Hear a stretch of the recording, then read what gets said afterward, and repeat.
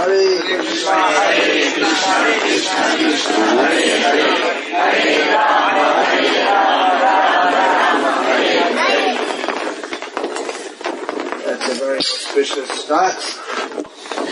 Chanting the holy names of Krishna is always auspicious. You've all come here to this remote place.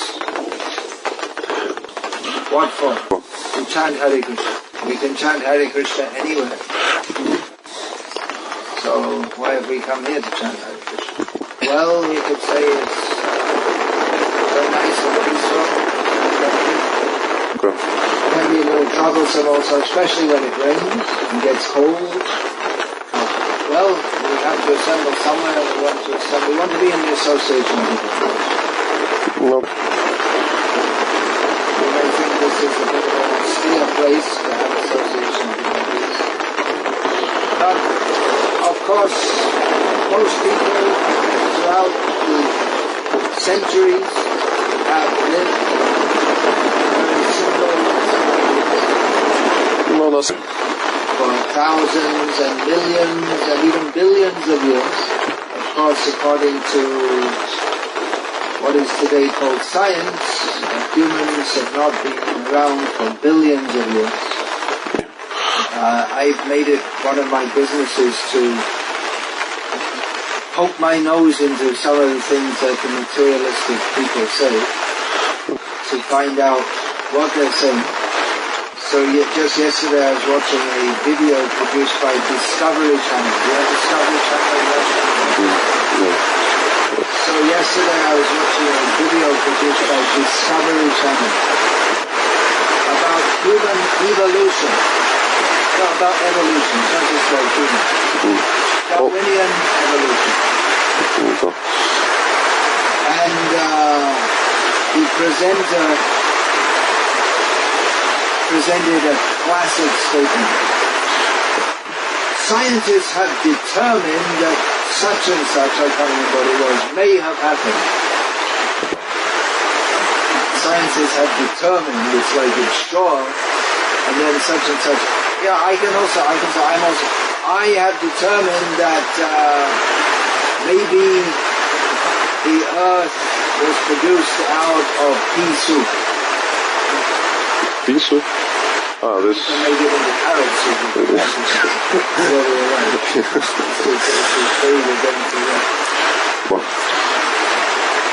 I remember seeing in a so-called science magazine years ago that scientists now believe that life may have arrived on this earth via asteroids hitting the earth. And then it goes on the whole big article. It goes on and then the asteroids hit the earth and then the microorganisms jumped onto the earth and then this happened and that happened and this happened and that happened. They start off with one maybe and then they go on with the rest as if they've got it all worked out. So it's a very deep indoctrination. You have to go to school and they force you to learn all these things. But one thing I find in just meeting members of the public is one thing that many people can immediately understand, even after years of this Darwin, Wallace, so-called evolutionary indoctrination. They can understand. They can understand. Is that I and you and every other living being is more than chemicals. We are not chemicals. All our hopes and aspirations and love and fear and emotions, it's more than chemicals.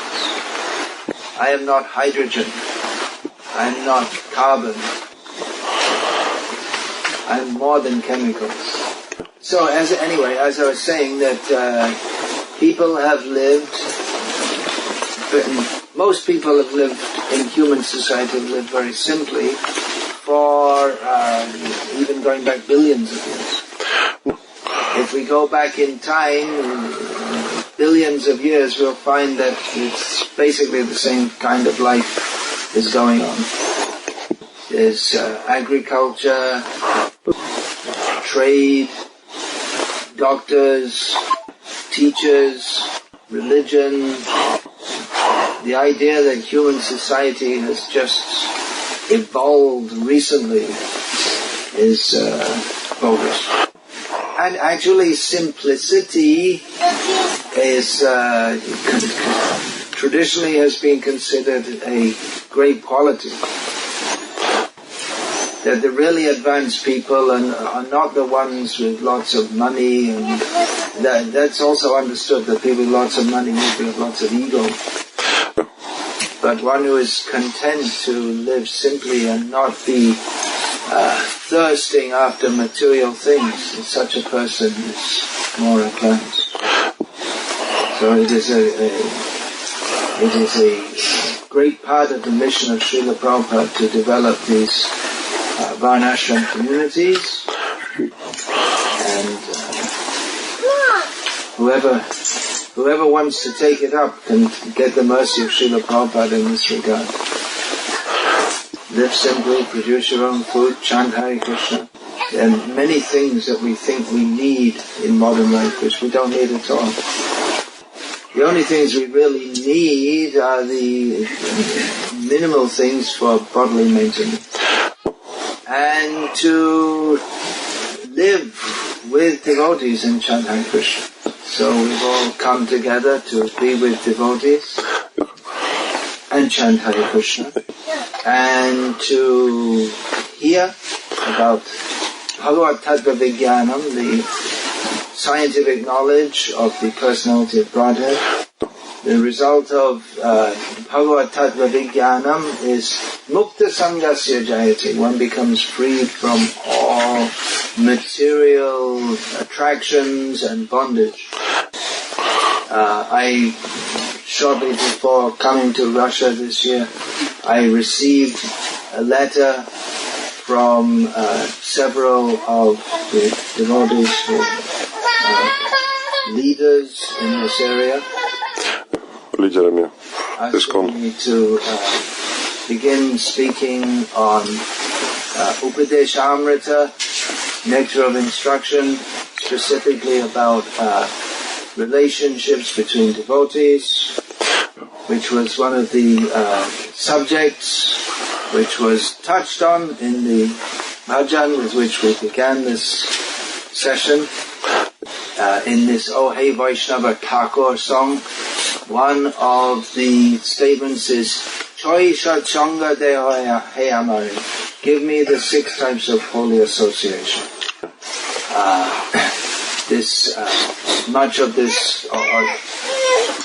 Part of this song is based on part of Upadeshamrita. So this praying for the 6 types of holy association refers to one specific verse of Upadeshamrita. Dadati prahigratnati guhyamakyati pritchati bhunte bhojayate chaiva. What is it? Shadvita priti lakshana. The 6 characteristics of love shared between devotees are the giving gifts, receiving reciprocal gifts, revealing one's mind and inquiring in confidence, offering prasadam and receiving prasadam. So that is definitely, these 6 items are certainly very much integral with what we are doing here for these few days, and is certainly integral to Krishna consciousness in all times, places and circumstances, and is one reason why Vaishnava communities should be formed. Otherwise, if we try to share such exchanges with non-devotees, we'll become entangled in mundane affection. Otherwise, we'll be dealing with non-devotees, but in a different way altogether. Instead of giving, we'll be trying to exploit and take from others. Instead of revealing our mind in confidence, we'll be pretending to be something that we're not. Instead of sharing loving words, we'll be insulting others. And instead of offering food, karmis, they sell food. It's a whole business how to make food and sell food, just like McDonald's has also come to America through Russia. I don't know what great benefit that is to Russia, to have McDonald's horrible food. By the way, selling prasadam is allowed. Sometimes devotees protest, but it is allowed. That system's been going on since time immemorial. It was there when Chaitanya Mahaprabhu was there in Puri, mentioned in Chaitanya Charitamrita. At a moderate price, it's quite acceptable. So, anyway, these are the 6 characteristics of love shared between devotees. Of course, that's not the only instruction in Upadeshamrita. The Upadeshamrita begins with the advice, Vacho Vegam, Manasa Krodha Vegam, Jiva Vegam, Udara Pasta Vegam, Etam Vegam, Yovisha Etadhira, Sarvam Apimam, Prithivim Sashisha. You know that? You know the translation? Yeah. I guess I can figure it out. It starts like he who conquered the... Yeah, the vegans, these are the urges that we all have. The urge to speak, the urges of the mind, the urge of anger, the urge of the tongue to taste all McDonald's and all kinds of rubbish things, the urge to pack the belly. Is there space? Yeah, like let a little air out, and then let some leave a little space down there for a little more. And the urges of the genital. A sober person who has overcome these urges is qualified to make disciples all over the world.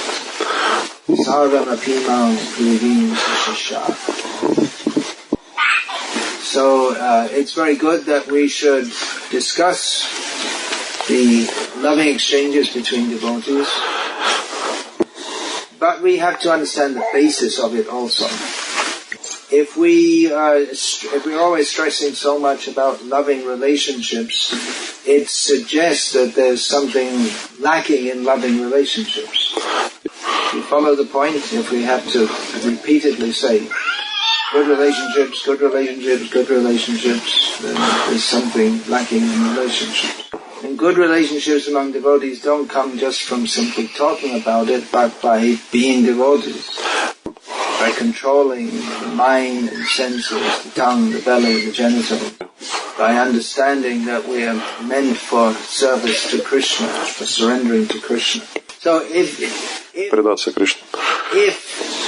we emphasize all the time relationships, devotee relationships, and this and that,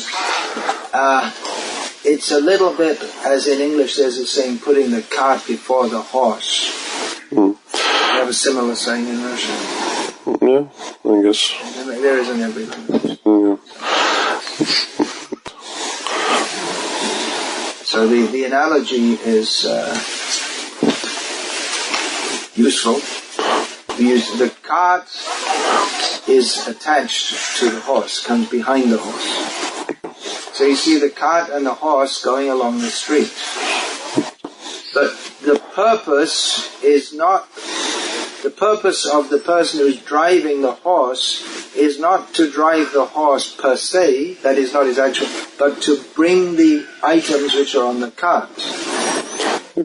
His purpose is not to give the horse exercise, but the purpose is to, the horse is an instrument in bringing the cart. And if you think, well, every day I put the horse in front of the cart, it's kind of boring. I think I'll put the cart in front of the horse today. Well, that's not going to work. So, in the same way, devotee relationships, that comes from Krishna consciousness. It's not that just we all want to live very happily and nicely and peacefully, but the aim is to be Krishna conscious. So if we feed the horse very nicely and we pat the horse and whisper to the horse to make it feel very good, but we never have the horse drag the cart, then what's the point? So we find that Srila Prabhupada, he constantly spoke on the philosophy of Krishna consciousness. And he often stressed that if we're actually Krishna conscious, then all good qualities will come from that. I've seen devotees who the whole idea of being nice, but it does become somewhat mundane sometimes. Just like karmis may try to be nice among themselves. Hello, how are you doing? Have a nice day. All this kind of thing. It's very light. Practically on the bodily platform. It's good to be nice with others. But simply the endeavor to be nice, it doesn't in and of itself purify the consciousness. There are many so-called spiritual groups who emphasize this be nice. When I see on TV in India, sometimes you go in people's houses, it's quite common there. There are some channels which are dedicated to so-called spirituality. Spirituality. And you see some Swami smiling very nicely, and I could give his speech for him. I know it. You can, even without, you know what he's going to say.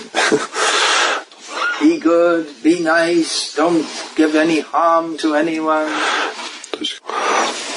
Of course, that's also there in Bhagavad Gita. Advaishta sarva bhutanam maitra karuna evacha. Krishna says that his devotee is very dear to him who hates no one, who is friendly and compassionate with everyone. But that's not the essence of our teaching. Well, in one sense you could say it is, but there's a lot more to it than that. We have to put Krishna very clearly in the center. Surrender to Krishna, service to Krishna. If we put the emphasis so much on our own relationships, then we're missing the point. The point is Krishna. Srila Prabhupada makes a point in his purport in Kunti's prayers. He makes this point, that relationships between the individual soul are via the super soul, via Krishna. Now, in the country where I come from, I was born in this lifetime in Britain, there is a whole culture of pseudo-politeness. When it used to be that Americans have changed their culture now, from what I've seen. But it used to be when Americans came to England, they were very impressed at how polite the English were. The British would always say, please, thank you. But for the Americans couldn't notice it, but for those who are born in England, you can find that even while someone's saying please or thank you, subtly they're insulting you or something like that. So there are various cultures in the world and different approaches to life. And in general in Asia, people tend to be more subtle than America and Germany and places like that. Russia, I'm not sure, because it's I don't know this culture well enough to say much about it. But say in places like America or Germany, it's straightforwardness. Just say what you want to say. That's considered a very good quality. Whereas in places like Bengal or Thailand or China or whatever, it's much more subtle. You'll never say directly or it's unusual to say to someone directly that you hate every atom in their body. Or as the saying goes in English, I hate your guts, which means I hate your intestines, which means I hate. That's intestines in Russia? No, we have, but I mean... Guts is a very... No, guts, it's like colloquial for intestines, Yeah. but we don't have such a saying. That I hate your guts. Yeah, so I'm saying in English.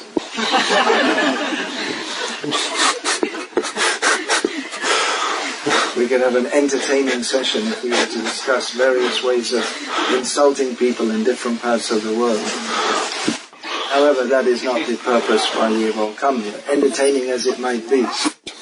But the point I'm coming to is that in cultures where it's very subtle and polite and people are very nice, there's often a lot of subtle politics going on. Mm-hmm. Because simply to try to be nice without purification of the heart means the heart remains impure.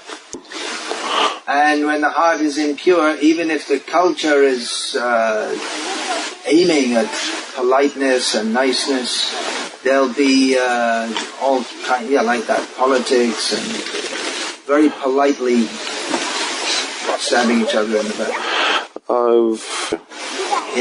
Again, coming back to English, sorry, I don't know Russian culture, but there's a saying, dog eats dog. In other words, it's just, among materialistic people, they're just like low consciousness, like dogs, and one dog is just trying to eat another or exploit another. So sometimes our devotees would joke that in our society it's swan eats swan. So, the point I'm making is that yes, it's very good to cultivate good relationships between devotees,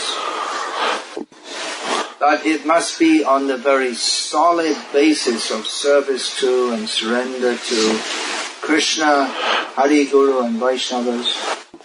Otherwise, if we just make a semblance of pure devotion, then that is not, it might look like, that's the meaning of a semblance, it looks like, but it's not the actual thing. If we're actually endeavoring to serve Krishna in the best possible way, then the atmosphere will become very intense. It's often like that because devotional service is meant to be intense. Tivrena Bhakti Yogena Yajita Purusham Param. We are enjoined to worship the Supreme Lord with great intensity in devotional service. So when there's intensity, there's often tension also. Alliteration. But that where devotees, they may strongly disagree with each other, but their aim is the aim of both of them is to serve Krishna in the best possible way. That can be very purifying. And that can make very tight, strong bonds between devotees. If we think why devotees, they appreciated and loved Srila Prabhupada so much, we can give many reasons. One major reason which is not often discussed, but that is that Prabhupada pushed devotees as far as they could go and further.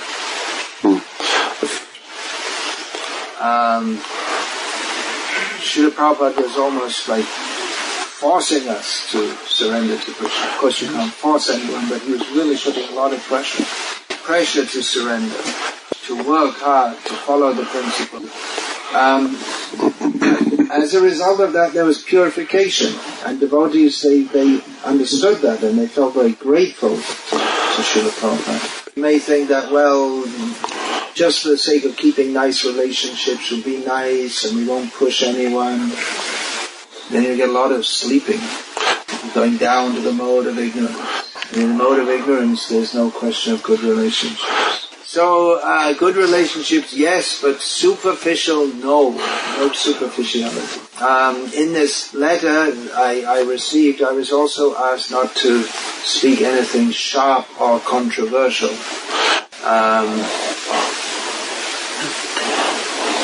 I wonder how that's possible. if we speak on Bhagavad Gita, it's controversial. At least in Russia, at least someone in Tomsk thought like that. If we speak Bhagavad Gita, then we find Krishna use the word mudha many times. Fools. That's what you call a sharp word. Maybe I could become like Dalai Lama or some New Age preacher who just talks love and peace and smile. But we are meant for speaking the truth. And the truth is generally considered unpleasant by people who don't like the truth, which means pretty much everyone in this world. So, how do you speak on Bhagavad Gita and take out all the points which materialistic people don't like, or that we might consider controversial? Sometimes I thought that one way we could make the Srimad Bhagavatam much cheaper, and we could distribute the whole Srimad Bhagavatam much cheaper. You had the idea. Yeah. You just take out all the things which people are not likely to like, and then it becomes about 10% of the size it is now, and be much cheaper. So then what would be the point? Now, I can understand there may be some concern, because I do have somewhat of a reputation of speaking on controversial matters within our society. Not all the time by any means. Our real subject is Bhagavad Tattva Vijnanam, the scientific presentation of knowledge of the Supreme Personality of Godhead. But religion tends to be controversial. And,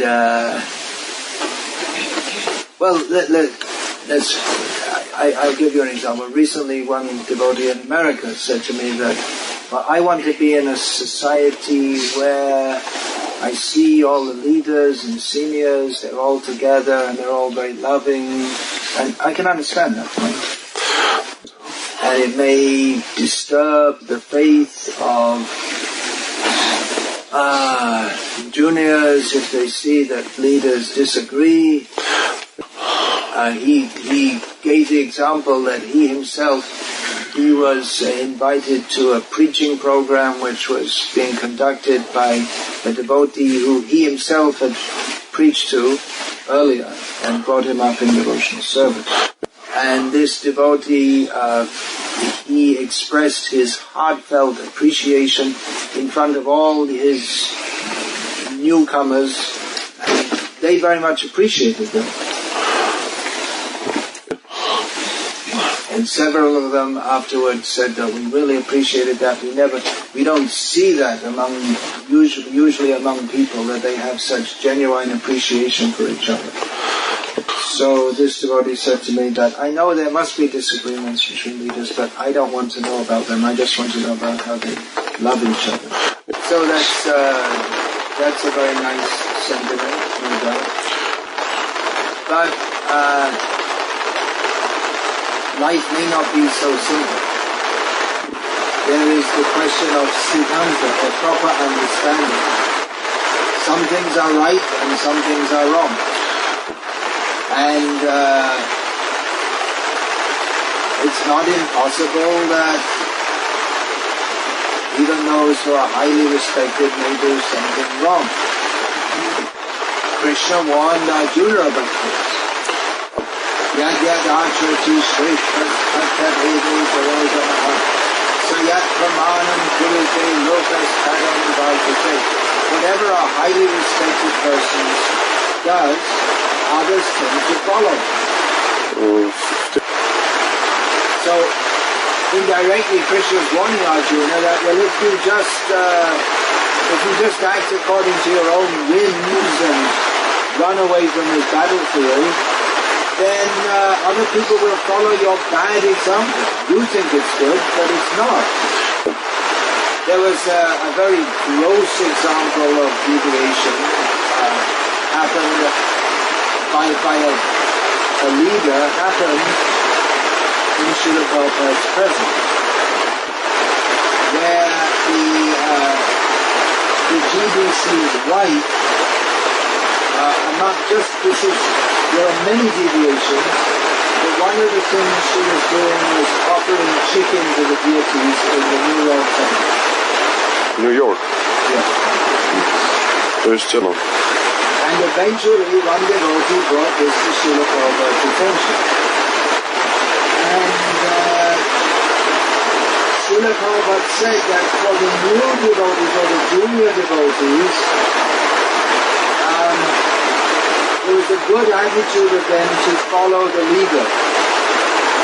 But Prabhupada said that senior devotees, they should have not allowed this. They should have spoken against it. Koniec. But it's not always that deviation is so obvious or gross.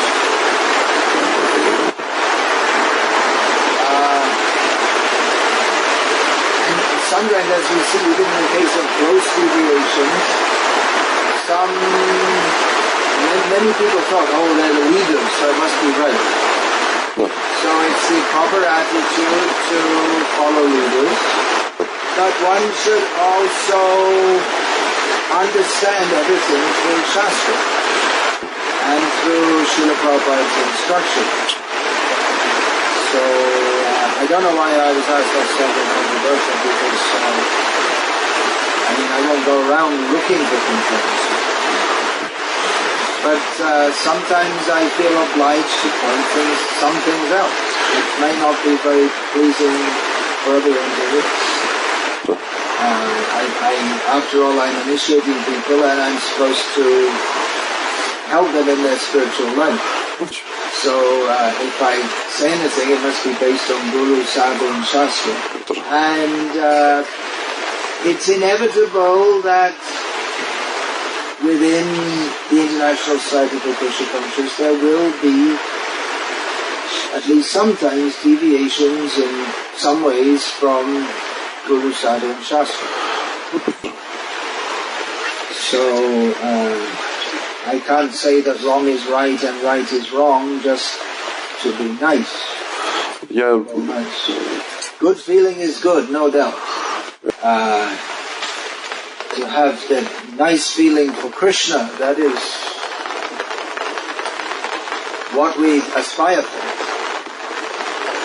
When Srila Prabhupada came to Surat, a town in South Gujarat, people, they very enthusiastically received Srila Prabhupada and his followers.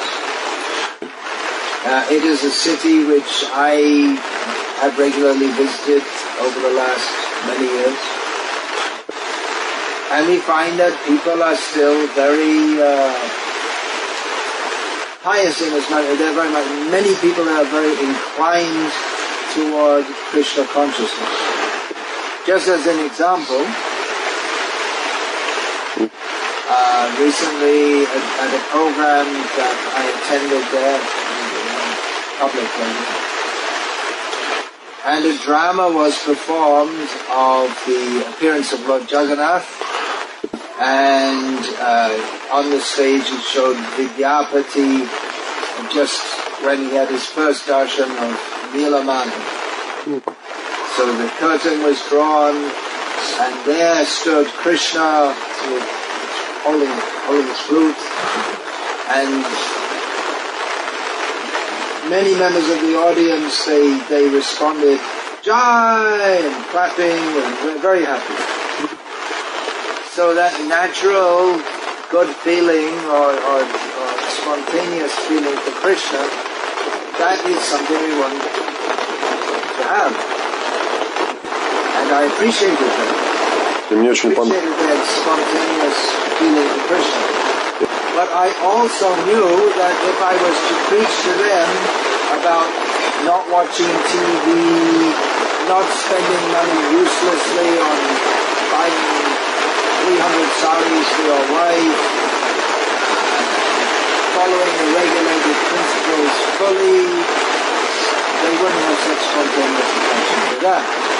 No. So to have good feeling and to have a sense of devotion to Krishna is undoubtedly highly laudable. But we have a lot of work to do also in cleaning the heart from all the impurities, from all our attachments. So we need to, we have to work on it. If we, in the name of being nice to devotees, we cultivate an atmosphere in which there's no clear distinction between being nice and actually being on the correct line of parampara, then everything will become very weak. So sometimes some sharp words are required. And in fact, if we read Srila Prabhupada's books and hear his lectures, we'll find it's very cutting. That Bhakti Saraswati Thakur, he gave the definition of a sadhu as one who cuts. He just like he said, like the sacrificial animal is chopped. So the sadhu is ready to cut out all the dirty things in our heart. There's a verse in the Bhagavatam. What's the first line? I can't remember. Satsu sajeta buddhiman santa evasya chindanti manovya sangha uktidivi. First line I just remember. The point is that one should associate with sadhus. An intelligent person should associate with sadhus, knowing that they will cut our mundane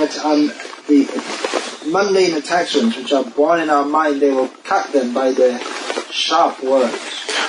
Generally, people think sadhu is just someone who smiles and is very nice. That's the Mayavadi or Sahajiya definition of a sadhu. That's not Krishna's definition of a sadhu. So, we should associate with devotees, with loving relationships. But we should understand that love is not this kind of mishy-mashy thing that is dreamed about in silly women's novels. I guess you must have silly women's romantic novels in Russia also. Is it? Whole industry in the industry. Barbara Cartland. Feeling the deep feeling in her heart, and then the young man is not interested, and they come together, and then they love each other, and they live happily ever after, and all this nonsense. In the beginning he's not interested, but then gradually she wins his heart, and then they live happily together. No to jest takich a bunch of rubbish, but all this idea of romance and Prince Charming and all this rubbish. No. Married and everyone's smiling and it's so nice. But then what actually happens is that you have just to go out and work hard every day, that's all. You don't live in some big palace, you're living in some miserable little apartment. So let's not live in dreamland. Reality is Krishna. Reality is the spiritual world. But we don't get to the spiritual world by any superficiality. So,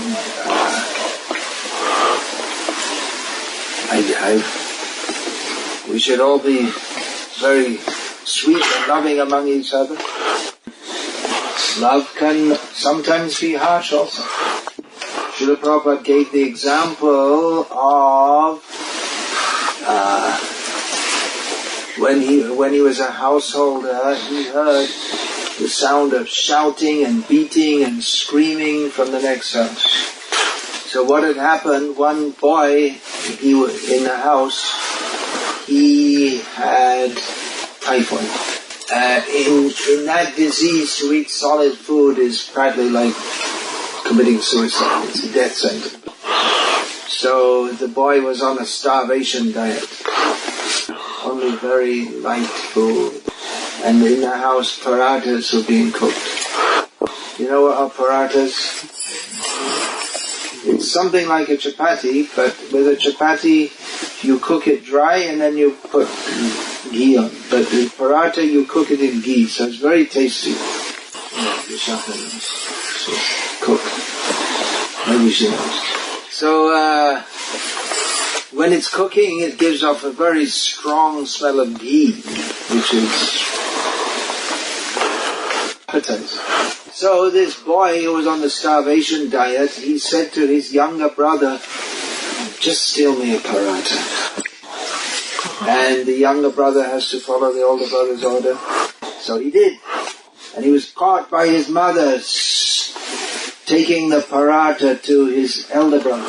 And that was the cause of the shouting and the beating and the screaming.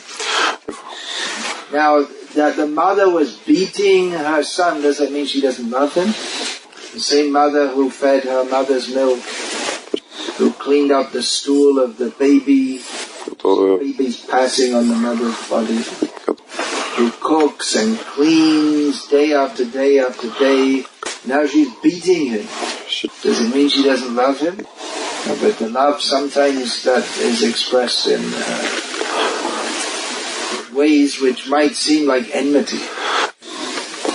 So good relationships between devotees means that we are pushing each other, encouraging each other, cajoling each other to surrender more and more in Krishna's service and give up sense gratification. So try to find that association. With people who really care for us. We should be very careful of those who profess to care for us, but actually they may have some other motive also. So Hare Krishna, we should have Arti now. I didn't realize it become so late actually. Usually at the beginning of this festival we work out the schedule. I've been doing that each year with Sankirtan Guru Prabhu, but as he's not here, I guess we can say that at least we can say 5 o'clock tomorrow morning we'll have Mangalarti.